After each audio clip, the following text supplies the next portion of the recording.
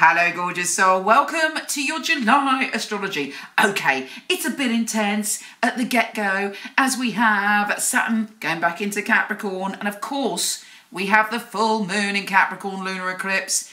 A lot of energy coming in, but it's a little bit more mellow than June. Here's your monthly astrology.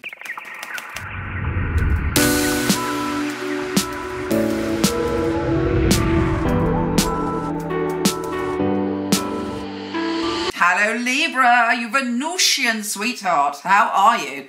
Well, this week it's very intense.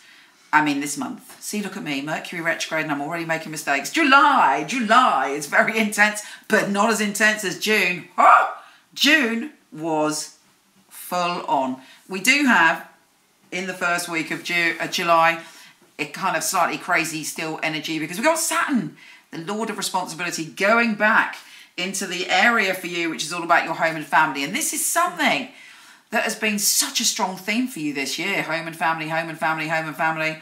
You know, and Saturn this is his last swing by before he leaves that area. Thank goodness, probably. But it's all about, you know, what family responsibilities you have, what lessons you have to learn around where you're living, what stuff is there for you to sort out. You know, it's about us taking responsibility for that area. I mean, you know, it may be that you've taken too much responsibility in that area. It's not necessarily that you haven't taken enough responsibility. It's about finding the balance in your heart to have the right level of responsibility, you know, in your family and in your home, and being true to yourself about what you need when it comes to your home. Now, of course, the full moon and lunar eclipse is in that area. So if there's anything that you need to know, if there's anything that's been hidden, that will come up. Not straight away, because eclipses don't enlighten us straight away. In fact, they sort of hide things even deeper before the big reveal. But you'll certainly be feeling things on a peak level when it comes to the area of home and family. The other area that is very, very strongly indicated for you, or is coming up a lot for you, is around your career. But I feel that should be improving.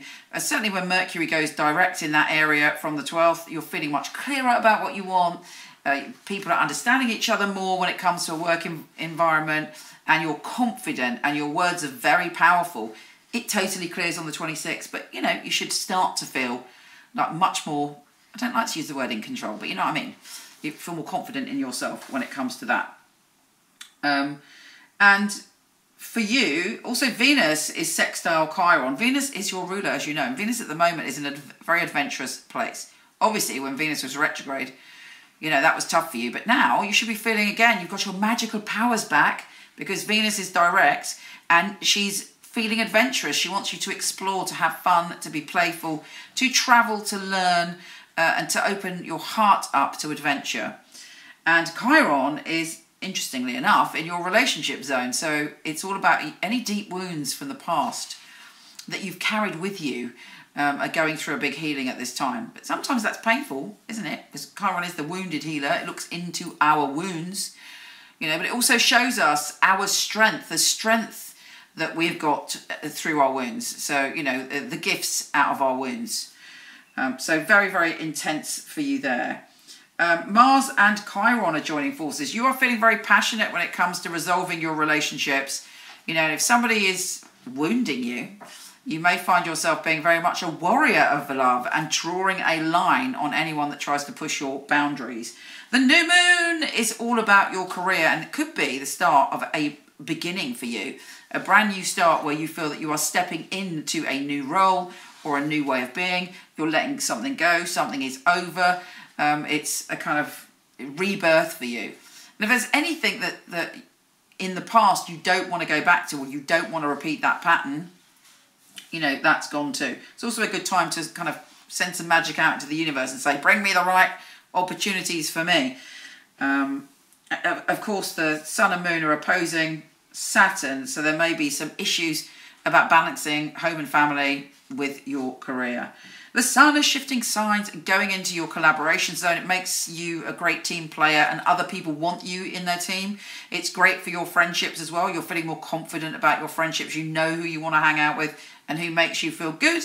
and also is brilliant for the web and all things internet. So if there's something you want to do by the end of the month, you know, you're going to go large. You're going to really kind of put yourself out there, and it should be well received. Mercury exits its retro shadow on the 26th, and that's when you're going to feel totally great and empowered, I hope. And we do end with an opposition of Mercury and Jupiter, but it's not a bad thing. It just, you know, we may be overly optimistic or promise things in a big largesse way that you know, over-promise, put it that way. Okay, let's see what the tarot have in store for you. Use it symbolically, or let's see if there's some synchronicity here for you.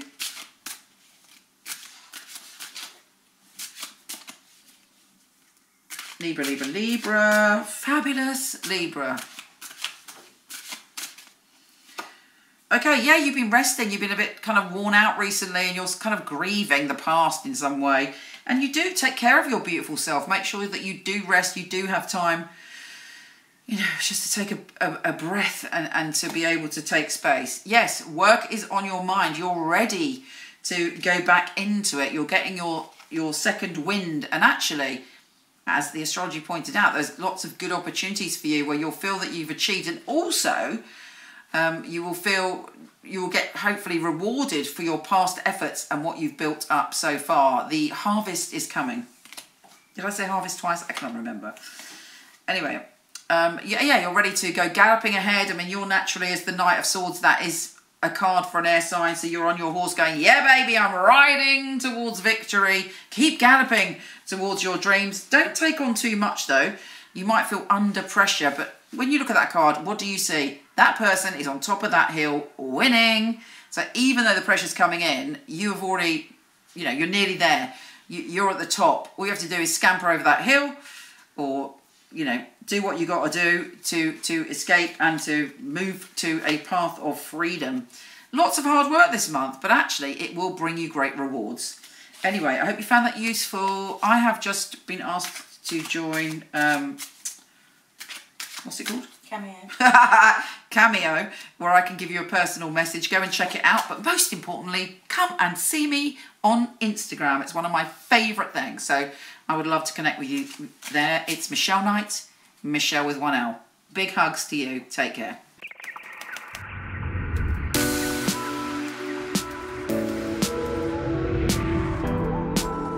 Hi, gorgeous. Before you go, check out my new film on my fabulous psychics. A lot of people ask me for readings. I don't do them anymore, but for over 20 years, I've had an award-winning team of psychics that I truly hand-pick. So check out the film, let me know what you think.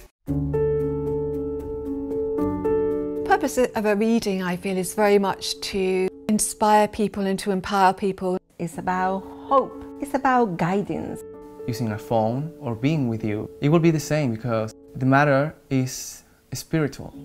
It's very important for me that the client feels spirit with them. So it was a psychic reading.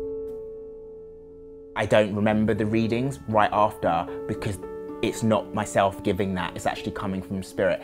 And it is a bit like a three-way conversation. I've got the person on the phone, I've got me, and I've got another voice that's telling me things. I even shock myself, things that I come up with, and I think, how did I get that? I'm channeling messages only for one purpose, to help people. It's been able to help somebody have a map back to where they've got lost from. My priority is to connect to your truth and have the best life that you can have. I think in my readings people feel a sense of a safe space where they can really be themselves, let go.